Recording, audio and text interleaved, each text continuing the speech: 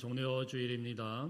6월절을 맞아서 예수님께서 예루살렘에 입성하실 때 사람들은 종려나무 가지를 흔들면서 외치면서 환영을 하고 호산나 호산나 소리를 질렀습니다. 그거를 기념해서 종려 주일이다 이렇게 교회사적으로 부르고 있습니다. 또 주님의 고난이 시작되는 주일이라고 해서 순환주일이라 이렇게도 부르기도 합니다. 근데 오늘 말씀을 보면 예수님께서 처음부터 나귀를 타고 예루살렘에 오신 게 아니고 처음에는 걸어서 가셨던 것을 알 수가 있습니다. 그래서 1절 말씀에 보면은 그들이 예루살렘에 가까이 가서라고 기록이 되어 있는데요. 이 그들 속에 바로 예수님이 같이 포함해서 걸어가고 있었구나라는 것을 알 수가 있어요. 예루살렘으로 올라가는 길이 대표적인 것이 여리고에서부터 쭉 올라가는 길이 있습니다. 아주 유명한 길입니다. 전국에 흩어져 있던 사람들, 전 세계로 흩어져 있던 디아스포라들이 쭉 모여가지고 여리고에서부터 쭉 올라간다. 해발 800m까지 긴 그런 경사로를 약 한 35km 정도를 쭉 올라갑니다. 많이 힘들죠. 굉장히 힘들죠. 유대 광야도 건너가고 막 힘든 그런 여정 가운데서 시편에서 성전에 오르는 그런 노래라고 그걸 서로 화답하면서 불러가면서 그 먼 거리를 올라가서 오늘 1절에 보니까 그들이 예루살렘에 가까이 가게 되었다. 6월절을 맞아서 바로 가까이 갔구나라는 것을 알 수 있고 그곳에 예수님도 함께 걸어가고 있었습니다. 자, 그런데 사실 예수님께서 6월절에 이렇게 걸어서 예루살렘으로 가는 길은 오래전에 예수님이 결심을 할 때부터 시작된 걸음이라는 것을 성경을 통해서 볼 수가 있는데요. 누가복음 9장 51절 말씀을 한번 같이 보겠습니다. 읽어보겠습니다. 시작. 예수께서 예루살렘을 승천하실 기약이 가까매 예루살렘을 향하여 올라가기로 굳게 결심하고 누가복음 9장은 지금 현재 우리가 마태복음 21장보다 한 3, 4개월 전의 이야기겠죠. 그런데 그때 우리 주님은 예루살렘을 염두에 두고 마음에 결심을 했습니다. 굳게 결심을 했어요. 그리고 그때부터 한 발자국 한 발자국이 다 어디를 향하였냐면 예루살렘을 향하여서 움직이고 있어요. 굉장히 의도적인 그런 걸음이다라고 볼 수 있어요. 오래전에 한 3, 4개월 전쯤에 이미 마음에 결심을 했고 한 걸음 한 걸음도 그냥 허투루 간 것이 아니고 이제 마지막 우리 주님의 그 사명을 위하여서 흔들림 없이 걸어갔던 그 걸음, 그리고 드디어 오늘 그 목표하는 그곳 예루살렘에 가까이 오게 되었고요. 1절을 자세히 보면은 그 지역이 어디냐면은 감람산 벳바게 이렇게 기록이 되어 있어요. 벳바게라는 곳, 감람산은 예루살렘 성전이 저쪽에 보이면은 건너편에 있는 뭐 산이라고 하기는 좀 그렇고요. 하여튼 뭐 그런 거 있습니다. 멀리서 이렇게 보면 보여요. 예루살렘이 한 1, 2km 정도 떨어져 있는 그곳. 자, 그곳에 있는 벳바게라는 곳, 여기에 이제까지 예수님과 또 무리들이 가까이 가게 된 거예요. 자, 그런데 3, 4개월 전부터 이렇게 비장하게 우리 주님이 한 걸음 한 걸음 옮겨 오시고 사역의 모든 부분들을 다 쏟아 부으시고 이제 저벅저벅 걸어서 예루살렘 가까이 딱 와가지고 여기서 딱 멈춘 겁니다. 우리 주님이 갑자기 멈추셨어요. 그리고 한 가지 아주 중요한 심부름을 두 제자에게 시키는데 그 시킨 내용이 뭐냐면 2절 한번 읽어볼까요? 2절 시작. 이르시되 너희는 맞은편 마을로 가라. 그리하면 곧 메인 나귀와 나귀 새끼가 함께 있는 것을 보리니 풀어 내게로 끌고 오라. 뭘 시켰냐면은요, 나귀 새끼가 가면은 나귀 새끼가 메인 곳이 있는데 저 옆에 동네 가가지고 나귀 새끼가 있는데 그 나귀하고 나귀 새끼 있는 그걸 두 개를 풀어서 가지고 와라. 묶여 있다고 하면 주인이 있어요, 없어요? 있겠죠, 당연히. 근데 묶여져 있는 그 나귀를 갑자기 풀어 와라. 우리 3절 한번 보겠습니다. 3절 시작. 만일 누가 무슨 말을 하거든 주가 쓰시겠다 하라. 그리하면 즉시 보내리라 하시니 아니 주인이 있는 나귀를 갑자기 누군가가 외부인이 와서 끌고 가면 주인이 뭐라고 하든 아니면은 동네 사람들이 뭐라고 하든 아니 그거 왜 끌고 가냐 이렇게 한마디 할 거 아니에요. 그러면 예수님이 뭐라고 말씀하냐면 주가 쓰시겠다고 하라. 이러고 끌고 오라는 거예요. 그 말만 하고 끌고 오래요. 여러분 만일에 여러분들이 이 두 제자의 입장이라고 하면은 이 명령이 굉장히 당황스럽습니까? 아멘이 됩니까? 상당히 당황스러운 거죠. 아니 우리 예수님이 왜 이런 걸 시키시나? 갑자기 왜 그러시나? 남의 건데. 예, 굉장히 당황스러운 이야기예요. 그리고는 풀어올 때 얼마나 마음이 졸이겠습니까? 아, 이게 투덜투덜 아마 저 같았으면 투덜투덜거리면서 한 몇 킬로를 갔을 거예요. 가가지고 풀면서도 눈치를 살금살금 봐가면서 도대체 누가 나타나나 이렇게 봤는데 갑자기 얘기를 하면은 주가 쓰시겠다. 그리고 딱 가져와야 되는데 이거 참 아주 난감한 그런 상황이에요. 속으로 수도 없이 얘기를 했을 거예요. 이게 맞나? 이거 과연 해야 되나? 이래야 되는 게 정상입니다. 근데 그 이후에 어떻게 됐는지는 얘기가 없고 여기에 대한 설명을 합니다. 이것도 상당히 당황스러운 장면이니까 오늘 마태가 여기에 대해서 설명을 한 내용이 4절 5절인데 4절 5절 한번 읽어봅니다. 시작. 이는 선지자를 통하여 하신 말씀을 이루려 하심이라. 일러스되 시온 딸에게 이르기를 이 내게 임하나니 그는 겸손하여 나귀 곧 멍에 매는 짐승의 새끼를 탓도다 하라 하였느니라. 자, 왜 우리 주님이 이런 황당한 명령을 하셨고 제자들도 또 그 명령에 순종하여 따르게 되었느냐? 그거는 4절에 보니까 이미 선지자를 통하여서 하신 말씀을 이루고자 하심이었다. 그래서 그 비장한 걸음을 3개월 동안이나 열심히 가서 예루살렘에 딱 멈추신 이유도 그거고, 그리고 나귀를 가져오라고 명령하신 것도 하나님의 말씀에 순종하기 위해서 그런 것이다. 그러면서 딱 나온 말씀이 뭐냐면은 스가랴서 9장 9절에 나오는 오늘 여기 5절에 있는 말씀이에요.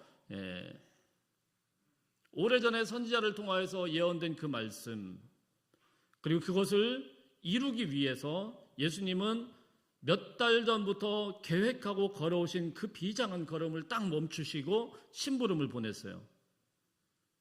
근데 오늘 5절 말씀을 자세히 보면 나귀를 타고 오는데 어른 나귀가 아니고요.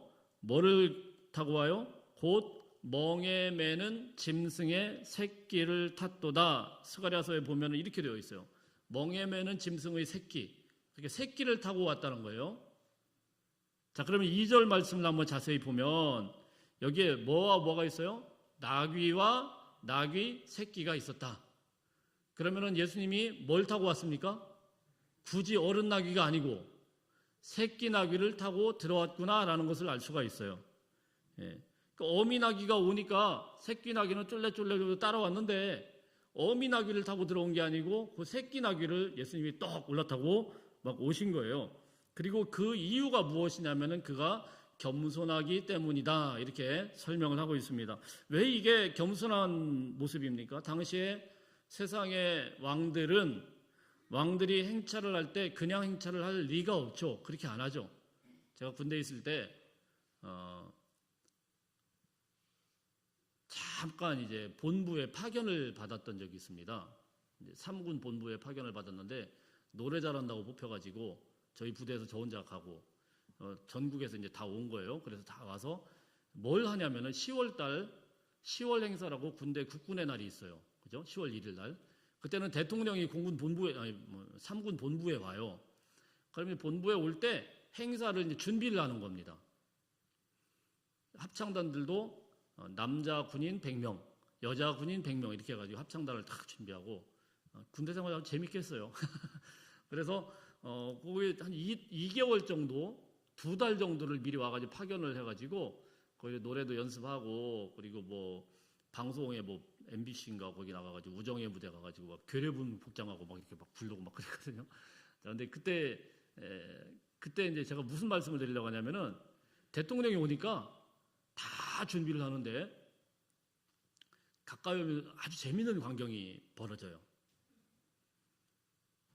우리도 우리지만 저기 앞에서 교통 이렇게 딱 정리하는 그런 사람들이 평소에는 이제 다른 사람들이 하는데 그때는 누가 하냐면은 별 3개짜리가 교통정리를 합니다. 왜요? 지금 대통령님이 오시니까 자기도 이제 교통정리만 하고 굉장히 웃기는 장면. 그리고 크게 격려하지 말래요. 대통령한테만 그렇게 하고 자기들한테 그렇게 안녕하세요 하고 다니래요. 묘한 광경이 벌어져요. 대통령이 나타나도 완전히 분위기가 다르더라고요. 오래전부터 2달 전부터 막 차곡차곡 준비하고. 근데 여러분 고대에 왕이 행차를 한다. 이거는 엄청난 일이에요. 어마어마한 일이에요. 먼 곳에서 올 때는 길을 만듭니다. 길을. 지금처럼 무슨 불도저 같은 게 있어가지고 길을 잘 닦는 게 아니고 다 손으로 하겠죠. 나라의 모든 백성을 다 이용해가지고 다 삽으로 치고 돌멩이 다 없애고 그리고 높은 데는 또 낮아지게 만들고 낮아진 데는 또 메꾸고 막 이래가지고 탄탄한 대로, 그게 바로 왕의 대로라는 거예요. 왕의 대로. 지금 거기를 통해서 사실은 그 상인들도 왔다 갔다 하면서 실크로드가 거기에 형성이 돼요. 왕들이 거기를 들어와요. 그리고 예루살렘으로 만일에 이게 입성을 할 것 같으면은 진작부터 몇 달 전부터 이미 사람들한테 다 지령이 와요. 수도 없이 이 사람들이 막 퍼레이드 연습하고 그리고 리허설도 다 연습하고 해가지고 왕이 짜자장 나타납니다. 뭘 타고 나타날까요? 멋진 백마나 흑마, 멋진 걸 타고 쫙 나타나는, 얼마나 멋있습니까? 그렇게 나타나는 게 왕이에요. 근데 예수님은 뭘 타고 왔다고요? 나귀, 그것도 새끼. 굳이 어미도 아니고 새끼를 타고 쭉 나타나는데, 이게 분명히 어쨌든 행렬은 행렬이니까 왕의 행렬이긴 한데 화려하지도 않고 뭔가 모습도 너무 우스꽝스럽고 준비도 안 돼 있고 이러니까 뭐라고요? 겸손하여서, 이렇게 설명을 합니다. 겸손하여서. 여러분, 그 장면을 우리가 한번 먼저 상상을 한번 해보십시다. 당나귀 새끼예요. 당나귀 새끼. 말 새끼도 아니고, 죄송합니다. 당나귀의 새끼. 예. 얼마나 할까요? 사이즈가? 제가 지금 대관령 있는데 거기 가보니까 거기에 그 당나귀들 이렇게 전시해 놓은 그 조그만 아기 동물원이 있더라고요. 거기 가보니까 당나귀가 있는데 조그만합니다. 여기 어른한테 요 정도 허리 정도 오는 그런 정도예요. 어른이, 당나귀 어미가. 새끼 당나귀는 얼마나 할까요? 새끼 당나귀는 훨씬 작겠죠. 그러니까 우리가 이렇게 생각하면 될 것 같아요. 제가 가만히 생각해보니까 큰 개 한 마리를 타고 왔다. 누가? 개가 이렇게 쭉 가고 있는데 그 위에 딱 올랐다는 거예요. 얼마나 우스꽝스럽습니까? 조그마한 개가 이렇게 막 어른을 태우고 이렇게 가고 있는데 그게 또 왕의 행렬이라고 오니까 얼마나 웃기는 이야기예요. 또 이 당나귀 새끼니까 한 번도 사람을 태워본 적이 없어요. 그 얘가 왜 자꾸 일어나 이렇게 비틀비틀거리면서 이렇게 지금 가고 있는 거예요. 주님은 거기에 딱 올라타셨고. 여러분, 이 장면을 우리가 가만 생각해 보면 이게 얼마나 위험 있어 보입니까? 아니면 초라해 보입니까? 우스운 장면이에요. 제가 아마 그 자리에 있었으면 표정 관리하기가 조금 힘들었을 것 같아요. 아니, 예수님인데 왜 굳이, 어른 당나귀도 있는데 왜 저걸 꼭 저렇게 타실까? 아무리 구약의 말씀이라도 그렇지 조금 좀 융통성이 좀 있으셔야지 이렇게 생각을 했을지도 모르겠습니다. 근데 왜 우리 하나님은 오래전부터 이 말씀을 딱 예언을 해 놓으시고 그 예표대로 우리 주님이 그걸 타고 들어오시게 되었을까요? 가장 초라해 보이고 우스꽝스러워 보이는 그런 모습이라고 하더라도 이 모습이 겸손의 왕 예수 그리스도가 예루살렘에 입성하게 하신 하나님의 방법이었다라는 겁니다. 사람의 눈에는 초라해 보이고 사람의 눈에는 보잘것없어 보이지만은 하나님의 나라에서는 이 모습이, 이 엉터리의 모습이 인류를 구원하실 진짜 왕의 모습이다라고 말씀을 하고 있습니다. 그래서 오늘 말씀에 뭐라고 합니까? 내 왕이 내게 임하나니 그는 겸손하여 낙이 곧 멍에 매는 짐승의 새끼를 탔도다. 하나님이 뭐라고 말씀합니까? 내 왕이다 라고 분명하게 말씀을 하고 있습니다. 먼저 이 부분을 우리가 조금 더 깊이 한번 살펴보기를 원하는데요. 2절과 3절을 함께 다시 한번 읽어봅니다. 2절 3절 시작. 이르시되 너희는 맞은편 마을로 가라. 그리하면 곧 매인 나귀와 나귀 새끼가 함께 있는 것을 보리니 풀어 내게로 끌고 오라. 만일 누가 무슨 말을 하거든 주가 쓰시겠다 하라. 그리하면 즉시 보내리라 하시니. 여러분, 주님은 왜 하필 이 나귀 새끼를 지목을 하셨을까요? 나귀 새끼는 한 번도 멍에를 메어본 적도 없고 세상 기준으로 보면 그냥 경력도 실력도 없는 그냥 어린애예요, 어린애. 그런데 여러분, 이 말씀을 곰곰이 보다 보면 주님께서 사람을 택하시는 방법들을 보시면 그런 존재들을 불러다가 사용을 하시더라는 거예요. 복음서 말씀을 가만히 읽다 보면은 거기서 하나님께서 불러주시는, 우리 주님께서 선택하신 사람들을 보면은 진짜 별 볼 일 없는 사람들이에요. 또 모여있는 이 모습도 보면은 이게 왜 이 사람을 여기다가 갖다 놨는지 12명이 다 각각인데 다 달라요. 어부에, 세리에, 또 그 중에 심지어는 암살자가 있네. 여기다 칼을 품고 다니네. 둘이 만나면 원수예요. 칼부림 날 수도 있어요. 그런 사람들 12명 딱 모아놓고는 그걸 데리고 이렇게 다니는데 너무 우스운 그런 장면 아니겠어요? 쓸만한 존재가 한 사람도 없습니다. 예수님의 제자들 중 처음에 택하였을 때 그 사람들 보면은 족보를 따져보고 그들의 가족을 따져보고 다 따져봐도 뭐 어디다 쓸만한 그런 존재들이 아니에요. 완전히 오합지졸들입니다. 오합지졸도 그런 오합지졸이 없어요. 거기다가 이 사람들은 마지막 순간까지도 주님이 사명을 거해서 지금 발걸음을 몇 개월 전부터 딱 목적을 가지고 가신 그 사명의 걸음을요, 아무도 이해를 못합니다. 관심조차 없어요. 마지막까지도 자기 밥그릇만 싸우고 주님은 가실 길 가시라, 나는 우리 길 가겠다 막 이러면서 자기들끼리 밥그릇 싸움하던 사람들이에요. 주님이 3년 동안 같이 동고동락하면서 그들과 먹고 마시고 그러면서 말씀을, 그 귀한 말씀을 우리 주님이 들려주시고 그 귀한 보화와 같은 말씀을 다 들려주셨는데 주님이 살아계실 때는 그 말씀의 뜻을 전혀 이해조차 못하는 사람입니다. 알아듣지를 못해요. 나중에 성령께서 임하셔가지고 그들을 좀 깨닫게 하시니까 그때서 조금 말씀을 이해할 수 있었던 그런 오합지졸 제자들을 주님이 불러서 데리고 다녔어요. 왜 예수님은 그런 자들을 택하셨을까? 이스라엘에 똑똑한 사람이 없어서요? 똑똑한 사람 많잖아요.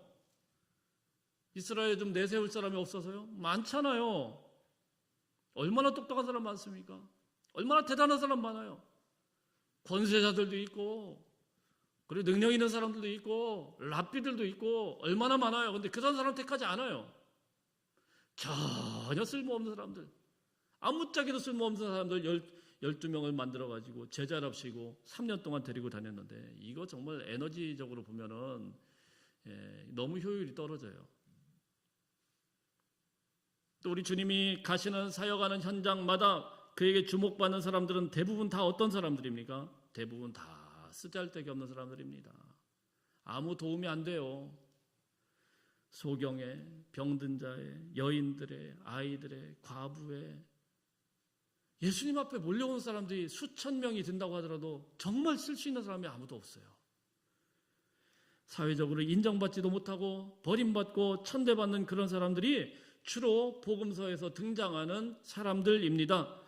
오죽하면은 사람들이 뭐라고 예수님을 조롱했습니까? 저 예수는 죄인과 창기의 친구다라고 조롱거리가 될 정도로 예수님을 따라다니는 그 사람들은 도대체가 이해가 안 되는 그런 사람들이었어요. 자기 멋대로 하고 도무지 어디다 쓸 수 없는 그런 사람들, 굳이 예수님은 불러주시고 무대의 중앙으로 끌어올리셨다라는 겁니다. 왜 그 많은 짐승 중에 예수님은 하필 나귀 새끼를 불러주시고 그 위에 타셨을까요? 얼마나 우스꽝스럽습니까? 그런데 여러분, 예수님은 그런 나귀 새끼를 들어다 쓰셨다라는 겁니다.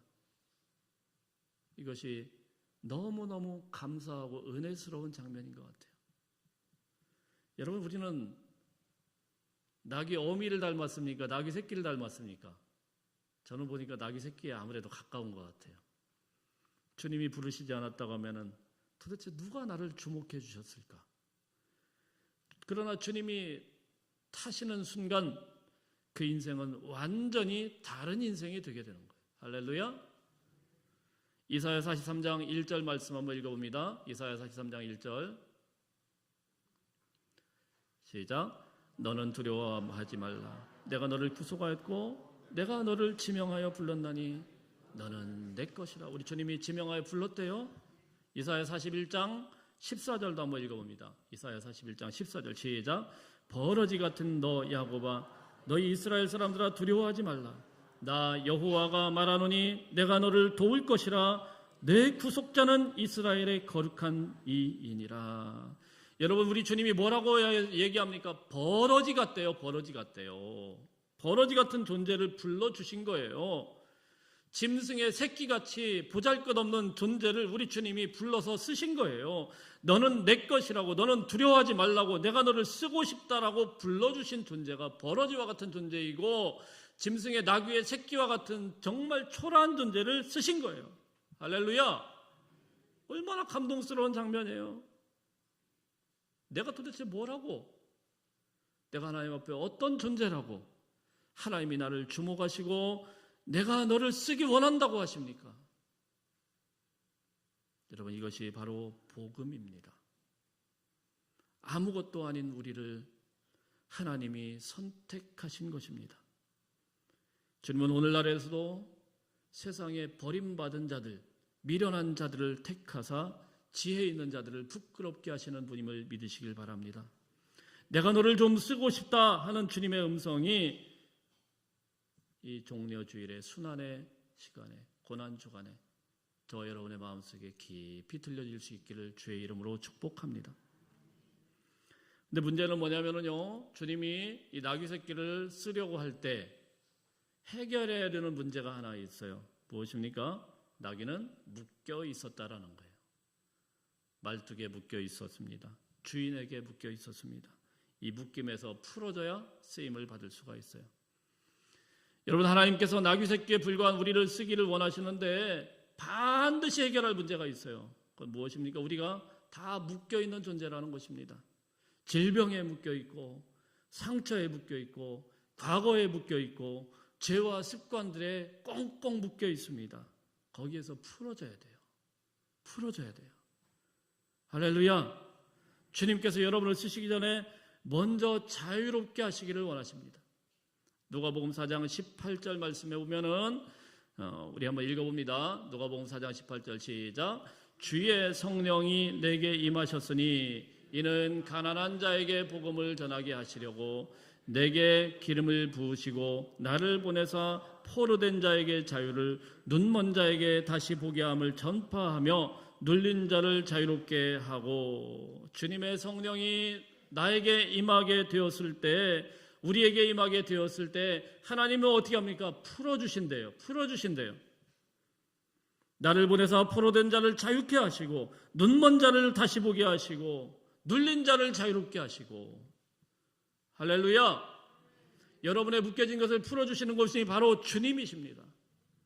주님께서 풀어주신대요. 여러분, 하나님께서 여러분을 쓰시기를 원하십니다. 믿습니까? 먼저 여러분이 묶임에서부터 자유케 되는 그런 하나님의 백성들이 다 되시기를 주의 이름으로 축복합니다. 자, 어쨌든 이렇게 이 나귀 새끼를 타고 주님이 우스꽝스러운 그런 모습으로 예루살렘에 다 들어갔는데 참 놀라운 광경이 오늘 성경이 펼쳐지고 있습니다. 우리 8절 읽어보겠습니다. 8절 시작. 무리의 대다수는 그들의 겉옷을 펴고 다른 이들은 나뭇가지를 베어 길에 펴고.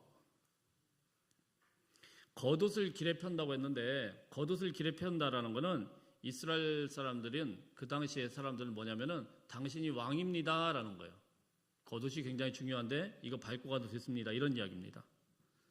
나뭇가지를 또 폈다고 하는데 나뭇가지가 종려 나무니까 필 수가 있겠죠. 뭐 나뭇가지 이런 나무가 아니니까 넓은 거 쫙 핍니다.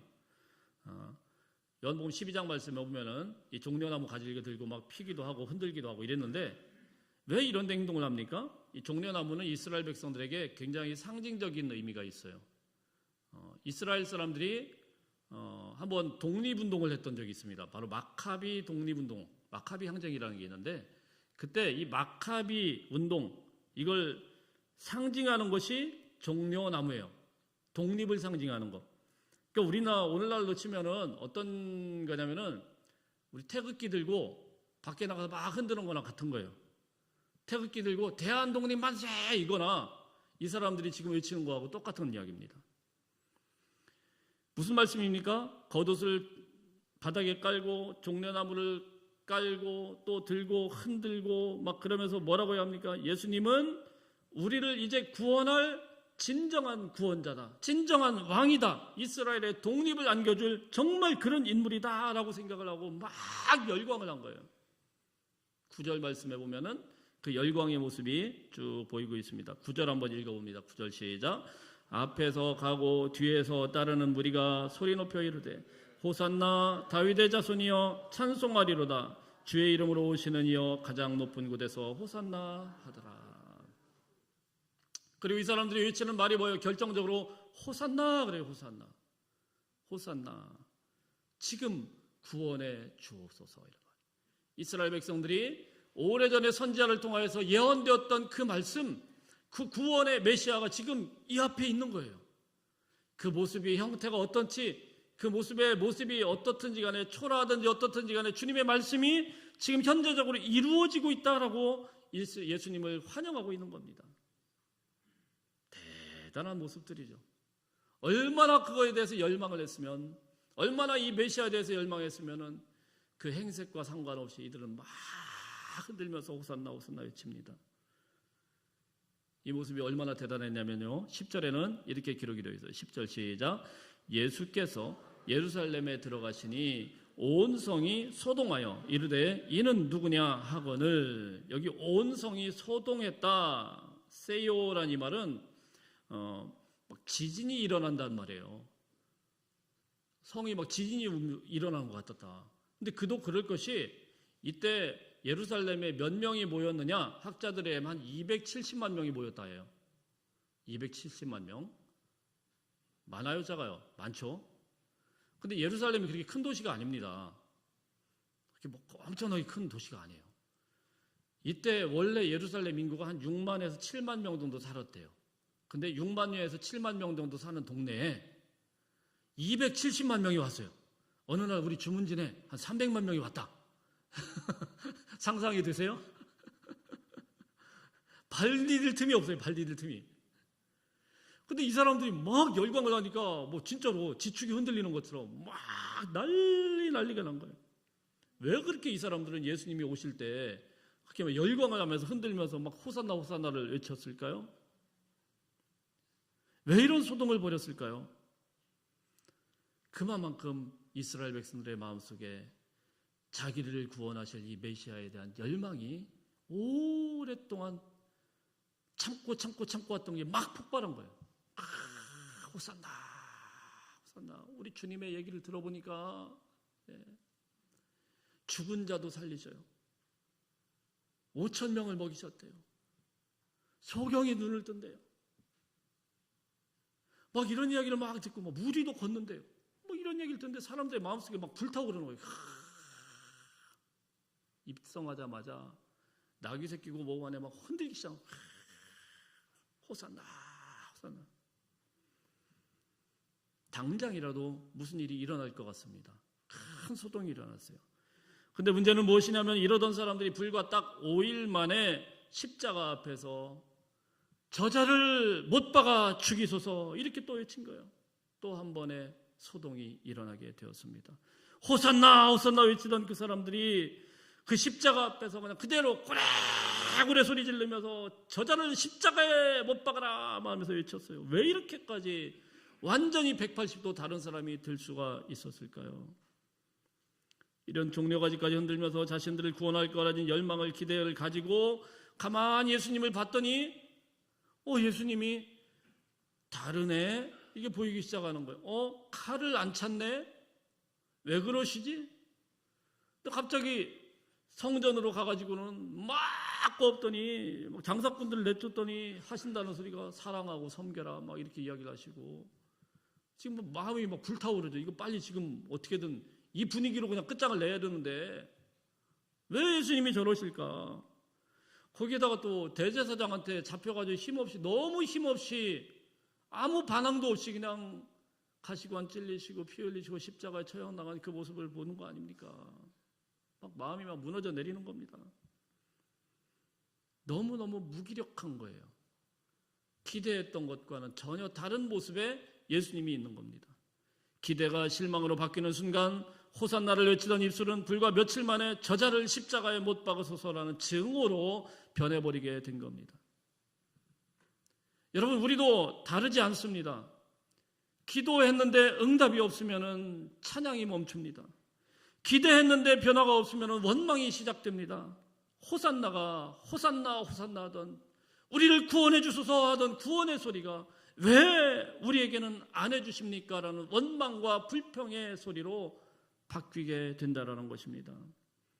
여러분, 이들의 모습이 우리의 모습과 또 닮아있지는 않습니까?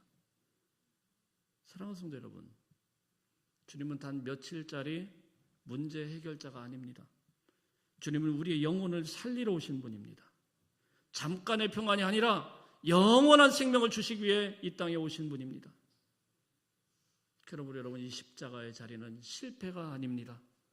십자가는 승리의 자리입니다. 겸손의 왕의 이 겸손은 약함이 아닙니다. 겸손은 하나님의 능력입니다.